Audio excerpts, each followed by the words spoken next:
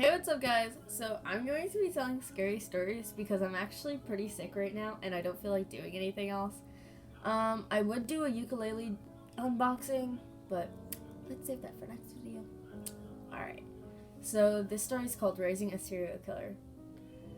Me, my wife, and my 3-year-old son are sitting at the food court in Costco. There's another family with a 4 or 5-year-old girl sitting behind us. My son looks at me and he says, "Do you see that girl over there? I'm going to teach her a lesson." So I'm taken aback for a second. Then I think he must intend to teach her numbers or some other normal thing you would teach people. So I'm going to ask what he is going to teach her. His response: "I'm going to teach her to drown." Oh. Oh. Alright. Okay. Alright, let's do another one. I went camping by myself in Maine. One night I woke up at like 3 a.m. Not being able to fall asleep, I just laid here listening to the woods. Then I heard a faint hello. I was petrified. I felt so vulnerable. I went in the tent. I never figured out who it was. Nope. Well, I mean, if you're oh my god, what's my hair doing? Okay, anyways, if you're camping alone in the middle of the woods and you hear a hello, wouldn't you think it's just another, person, like a couple or something? Like, camping? And why would you go camping by yourself? What? You go camping to get laid or something? You don't go camping by yourself. That's not fun. You can't creep people out if you're alone. That's not true. But anyways, you can creep yourself out. Alright, this one looks scary. Okay. When I was 17 and worked in retail as a cashier, I had a very old couple come through my line buying a wok. Buying a W-O-K. What is that? The husband, who was at least 85, started making a conversation with me about the wok, and he asked if I liked Chinese food. Yeah, I like Chinese. Do you want to go out with me to get some Chinese? He winks at me. Ooh, I am so flattered. No, sir. Oh well. He looks a bit disappointed and turns to look at his wife, who is on the phone with someone. Would you at least like to come home with me and live in my basement? No. The rest of this transaction took place in terrified silence. His wife never said a word. I wonder to this day if he was trying to joke, because he sounded so sincere, or if he was suffering from dementia or something else that made him not realize how creepy that sounds to someone young enough to be your great grandchild. My good lord. Okay. Ooh, I like this one. This actually happened fairly recently. I was home alone one day with my dog and 2 of my friends' dogs. Out of nowhere, they all start barking and look up towards our loft. As they're quieting down, I hear someone in a mocking, calm tone say, "Bark." They start going crazy again, and I decide it's time for a long evening walk. You don't go for a walk when you think there's a possible either intruder or weird-ass ghost in your house? No. You call up Sam and Dean, or the Ghostbusters, whoever the hell you like. Ghostbusters, Supernatural. I prefer Supernatural, but that's just a nerd thing.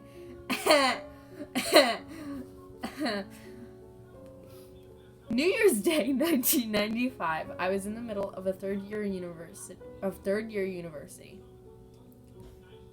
And a bunch of friends had come down to visit me and my roommate for the festivities. Who says festivities? Dude, you say party. We were all pretty hungover from drinking the night before and went out for the usual nice day out. A bit chilly, I don't feel so good. Post-greasy breakfast hungover stroll around the neighborhood. 2 of these friends were twin brothers. Alright. One of them we hung out with all the time. The other we just met for the first time. He was... Just noticed this about evil twins. Okay. He was pretty normal the night before, joining the fun. But on this day, we were all hanging around the local basketball court, shooting hoops with an old basketball we'd found in the grass. And this twin brother kept following me around all over the place with the creepiest grin I've ever seen in my life. Dude, that's when you know things are creepy.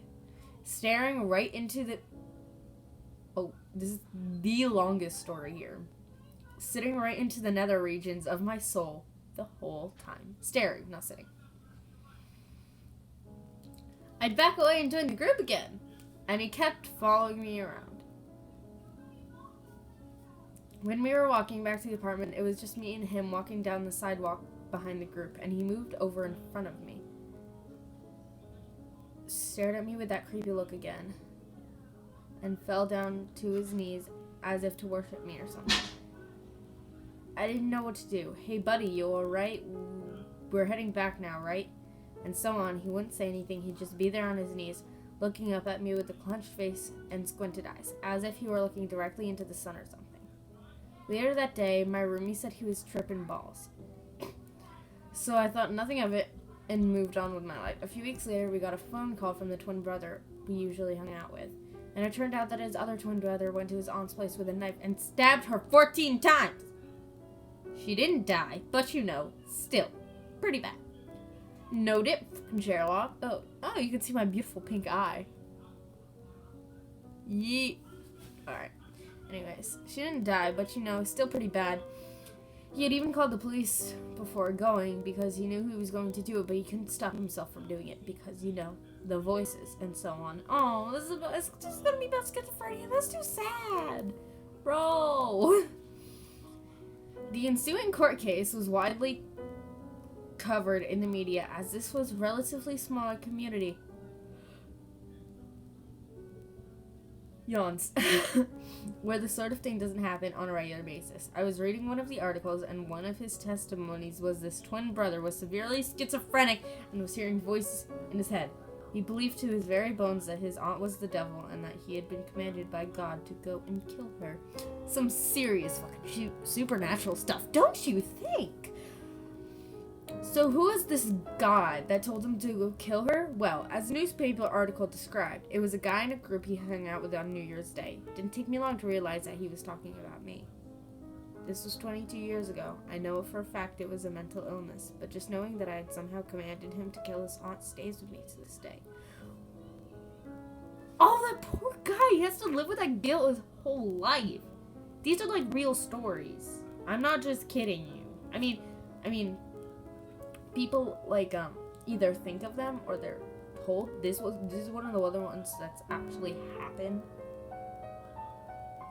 Oh my god. Okay. Here's another one.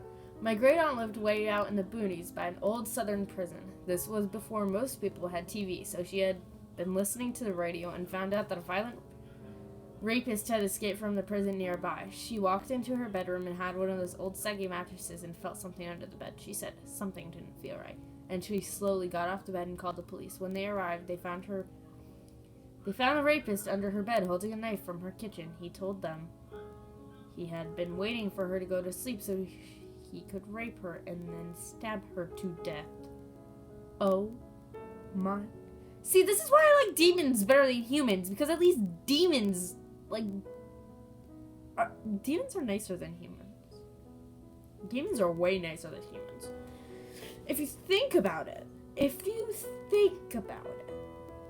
Lucifer is only the devil because he loved God too much. So he got struck down here to hang out with all us. That's not a good thing. We suck. Humans literally are the worst. Comment down below if you think the same. And like and subscribe, but I'm not gonna be one of those people that tell you to do that. Anyways. I have one more. Oh, okay. It's called I Was Almost a Hostage. Almost. Keyword. I was walking down the street when I saw a rusty nail on the road. I picked it up and threw it in.